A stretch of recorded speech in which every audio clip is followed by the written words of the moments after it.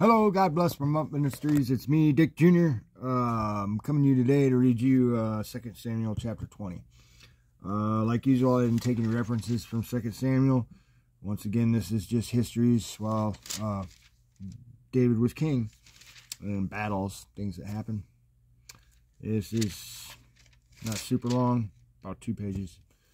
So I prayed before I started this video and asked God to help me to speak with you today. And I suggest that anytime you place yourself in God's Word, that you ask Him for knowledge, wisdom, and understanding specifically, and He will give them to you. Sometimes you may have to study more, you may have to do a few things too, but He's going to help you understand. And I also suggest, though, that if you have other things, go to God, ask Him, see what happens. You know what I mean? I know I can only promise that I've had good experience with prayer and God, okay? I can't speak for everybody, and I don't know, but I do suggest it to try. So those things being said, I'm going to get started here in 2 Samuel chapter 20, verse 1, and I'm just going to pretty much go through. There's a lot of names, so if you hear something pronounced and it sounds funny to you, that's because I am no scholar, okay? I am a minister. I am an ordained minister, but I am no scholar. Ordained Christian minister. Anyway, I'm going to go ahead and get started.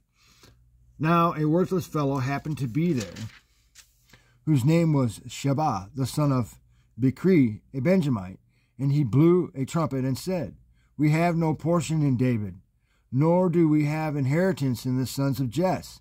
Every man to his tents, O Israel."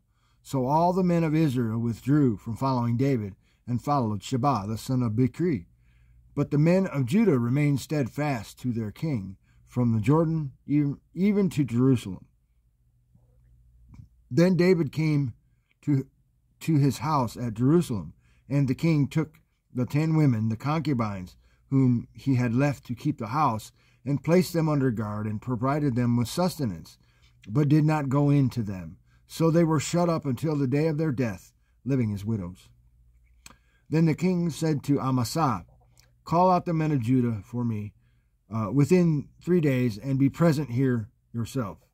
So Amasa went to call out the men of Judah, but he delayed longer than the set time which he had appointed him. And David said to Abishai, "Now Sheba, the son of Bichri, will do us more harm than Absalom.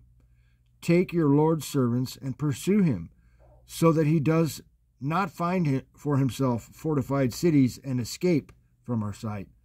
So Joab's men went out after him, along with the Kerethites and the Pelethites and all the mighty men, and they went out from Jerusalem to pursue Sheba, the son of Bichri. And when they were at the large stone which is in Gibeon, Amasa came to meet them. Now Joab was dressed in his military attire, and over it was a belt with a sword and its sheath fastened at his waist. And as he went forward, it fell out. And Joab said to Amasa, "It is well with you, my brother." And Joab took Amasa by the beard with his right hand to kiss him.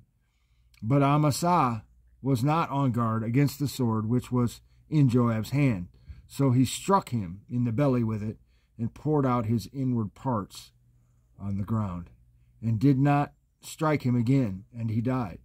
Then Joab and Abishai his brother pursued Sheba, the son of Bichri. Now there stood by him one of Joab's young men, and said, "Whoever favors Joab, and whoever is for David, let him follow Joab." But Amasa lay wallowing in his blood in the middle of the highway.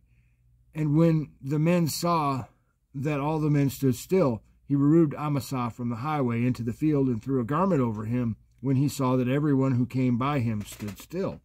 As soon as he was removed from the highway, all the men passed on after Joab to pursue Sheba, the son of Bichri.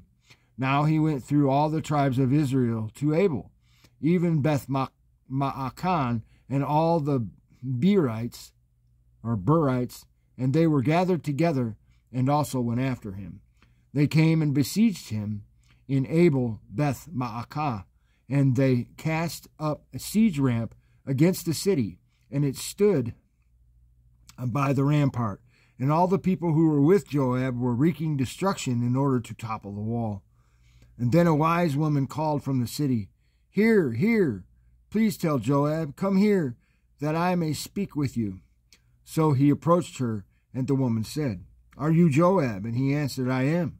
And then she said to him, "Listen to the words of your maidservant." And he answered, "I am listening." And then she spoke, saying, "Formerly they used to say, they will surely ask advice at Abel," and thus they ended the dispute. "I am of those who are peaceable and faithful in Israel. You are seeking to destroy a city, even a mother in Israel.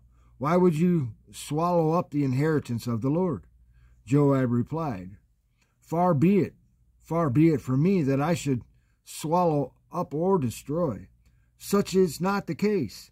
But a man from the hill country of Ephraim, Sheba, the son of Bichri, by name, has lifted up his hand against King David.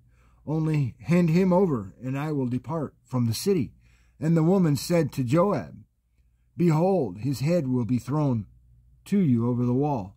Then the woman wisely came to all the people, and they cut off the head of Sheba, the son of Bichri, and threw it to Joab. So he blew the trumpet, and they were dispersed from the city, each to his tent. Joab also returned to the king at Jerusalem. Now Joab was over the whole army of Israel, and Benaiah, the son of Jehoiada, was over the Kerethites and the Pelethites, and Adoram was over the forced labor, and Jehoshaphat, the son of Ahilud, was the recorder, and Shiva was scribe, and Zadok and Abiathar were priests, and Ira the Jairite was also a priest to David. So that is 2 Samuel chapter 20. Thanks for listening. God bless.